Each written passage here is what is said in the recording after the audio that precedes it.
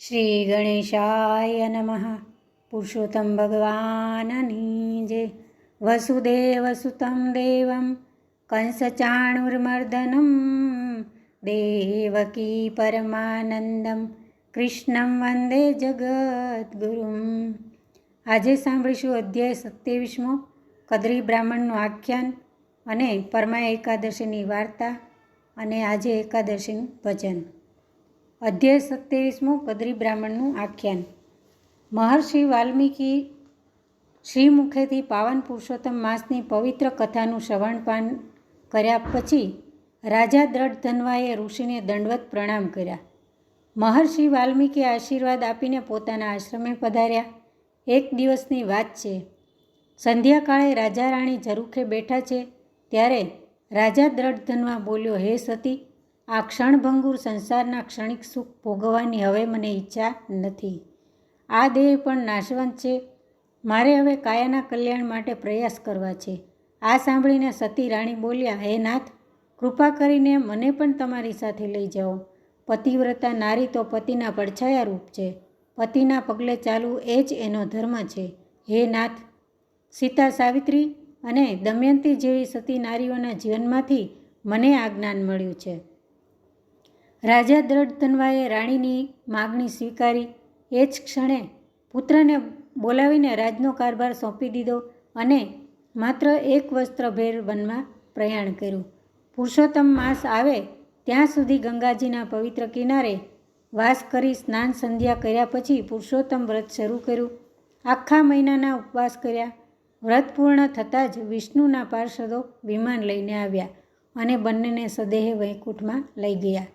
ભગવાન નારાયણ કહી રહ્યા છે, હે દેવર્ષિ, આ પાવન વ્રતનો સંપૂર્ણ મહિમા વર્ણવા માટે હું સ્વયં બ્રહ્મ હોવા છતાં સમર્થ નથી. એક રોગિષ્ઠ વાનરે આ પવિત્ર માસમાં 3 રાત્રિ સુધી અજાણતા સ્નાન કર્યું તો એ મહાપાપી હોવા છતાં નિષ્પાપ બનીને ગોલોકવાસી બન્યો. આ વૃત્તાંત સાંભળીને દેવર્ષિ નારદને જિજ્ઞાસા જાગી.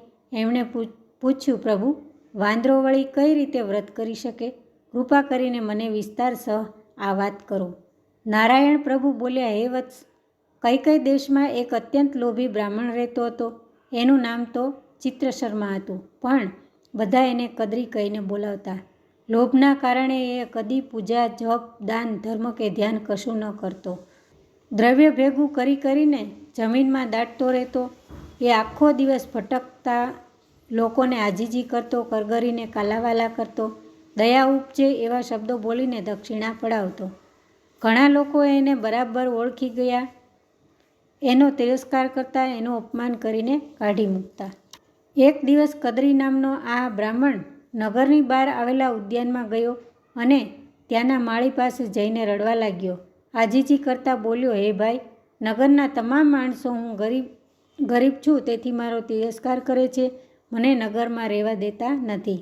માળીને દયા આવી તેથી તેણે કદ્રીને બગીચામાં રહેવાની છૂટ આપી અને બગીચાનો કારભાર સોંપ્યો.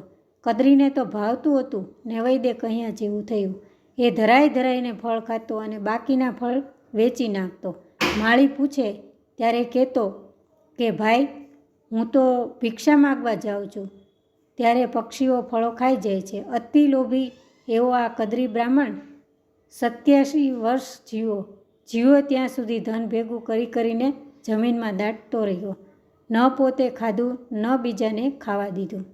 જ્યારે એનું મૃત્યુ થયું ત્યારે યમદૂતોએ પાપી જીવાત્માને સાંકળો વડે બાંધીને ધર્મરાજ પાસે લઈ ગયા. કદ્રીનો પાપી જીવાત્મા પશ્ચાતાપ કરવા લાગ્યો. અરે રે, ધિક્કાર છે મને, મારો મહામૂલો મનુષ્ય અવતાર એળે ગયો. ચિત્રગુપ્તે કદ્રીનો ચોપડો જોયો. જીવનભર એણે ઘોર પાપ અને દુષ્ટ કર્મો જ કર્યા હતા. તત્કાળ ધર્મરાજા બોલ્યા, આ દુષ્ટ, જુઠ્ઠા અને લોભી જીવને પહેલાં તો પ્રેત યોનિમાં નાખો અને પછી ફળોની ચોરી કરવાના ગુનામાં એને 1000 વર્ષ સુધી વાનર યોનિમાં નાખો. એટલું જ નહીં, એને રોગિષ્ઠ બનાવો. તો આ હતો આજનો અધ્યાય 27મો, કદ્રી બ્રાહ્મણનું આખ્યાન. અને હવે સાંભળીશું પરમા એકાદશીની વાર્તા. કમલા એકાદશીની કથા સંભળાવ્યા પછી શ્રી કૃષ્ણ પ્રભુ બોલ્યા, હે યુધિષ્ઠિર, વેદોએ જેને પાપમોચિની કહી છે એવી કૃષ્ણા અથવા પરમા એકાદશી પુરાણ પ્રસિદ્ધ છે. તો પૂર્વે સુમેધા નામનો એક બ્રાહ્મણ હતો. તેને ઘેર પતિવ્રતા સ્ત્રી હતી, પણ કર્મના બળે તે બ્રાહ્મણ દરિદ્ર બની ગયો. તેને ધન ધાન્યના સાંસા પડવા લાગ્યા. છેવટે તેણે ભિક્ષા પર ગુજારો કરવા લાગ્યો. લોકો પણ તેની રોજની ભિક્ષા પર ભીખથી કંટાળી ગયા. હવે તેને ભિક્ષા મળતી બંધ થઈ. તેણે પોતાની પત્નીને કહ્યું, હે સતી, મારા કર્મને લીધે તારે વગર વાંકે દુઃખ ભોગવવું પડે છે. મારા જેવા દરિદ્ર સાથે તારું પાનું પડ્યું એ પણ એક દુર્ભાગ્ય છે. જો તું કહે તો હું પરદેશ જાઉં અને કંઈક પુરુષાર્થ કરું. પત્નીએ નમ્રતાથી કહ્યું, નાથ, હું બીજું તો તમને શું કહું, પરંતુ મેં સાંભળ્યું છે કે ગયા ભવમાં જેણે પુણ્યદાન ન કર્યું હોય તેને આ ભવમાં કશું પ્રાપ્ત થતું નથી. જો આપણે પુણ્યદાન કર્યું હશે તો ઘેર બેઠા પણ તેનો ઉદય થશે. હું આપના વિયોગમાં એક ક્ષણ પણ રહી નહીં શકું, કારણ કે જે સ્ત્રીને પતિ છોડી જાય છે તેને લોકો તિરસ્કારની નજરે જુએ છે અને દુર્ભાગી કહે છે. તમે ધીરજ ધરો, ભાગ્યમાં હશે તો અહીં પણ આવી મળશે. એવામાં મહર્ષિ કૌંડિલ્ય ત્યાં આવી પહોંચ્યા. સુમેધાએ તેમનો ભાવપૂર્વક સત્કાર કર્યો અને તેની સ્ત્રીએ તેમને આદરપૂર્વક જમાડ્યા. જમી રહ્યા પછી સુમેધાની સ્ત્રીએ હાથ જોડી મહર્ષિને પૂછ્યું, મહર્ષિ, શું કરવાથી અમારું દારિદ્ર્ય મટે તે મને કૃપા કરીને કહો. મહર્ષિ કૌંડિલ્ય બોલ્યા, હે સતી, તું પુરુષોત્તમ માસની વદ એકાદશીનું વ્રત કર. આ પરમા એકાદશીનું વ્રત સર્વ વ્રતોમાં ઉત્તમ છે. આ એકાદશીના દિવસે શ્રદ્ધાપૂર્વક ઉપવાસ કરવાથી ધન ધાન્યની વૃદ્ધિ થાય છે અને દુઃખ દારિદ્ર્યતાનો નાશ થાય છે. પૂર્વે કુબેરે આ વ્રત કર્યું હતું ને તેના પુણ્ય બળે તે ભંડારી થયો, અને હરિચંદ્ર રાજાએ આ વ્રત કર્યું હતું તેથી તેને પુત્રની પ્રાપ્તિ થઈ હતી. મહર્ષિના વચનોમાં શ્રદ્ધા રાખી સુમેધાની સ્ત્રીએ જ્યારે પુરુષોત્તમ માસની વદ એકાદશી આવી ત્યારે ભાવપૂર્વક ઉપવાસ કરી વ્રત કર્યું. આથી તેને અનંત સુખો મળ્યા, પુત્રની પ્રાપ્તિ થઈ અને અંતે તે પતિ પત્ની વૈકુંઠમાં ગયા. અને આજે સાંભળીશું આજનું ભજન. ધન્ય એકાદશી, એકાદશી કરીએ તો વૈકુંઠ પામીએ. મારે એકાદશીનું વ્રત કરવું છે, મારે ધ્યાન હરિનું ધરવું છે. મારે વૈકુંઠમાં જઈ વસવું છે. ધન્ય એકાદશી, એકાદશી કરીએ તો વૈકુંઠ પામીએ. મારે એકાદશીનું વ્રત સારું છે, એ તો પુરુષોત્તમને પ્યારું છે. એ તો વૈકુંઠમાં લઈ જનારું છે. ધન્ય એકાદશી, એકાદશી કરીએ તો વૈકુંઠ પામીએ. જે 12 માસ કરે એકાદશી એના મનમાં વસે અવિનાશી. નહીં કરશે તો જશે હાથ ઘસી. ધન્ય એકાદશી, એકાદશી કરીએ તો વૈકુંઠ પામીએ. મારે ગંગા નાવા જાવું છે, મારે યમુના જળમાં નાવું છે. મારે ભવસાગર તરી જાવું છે.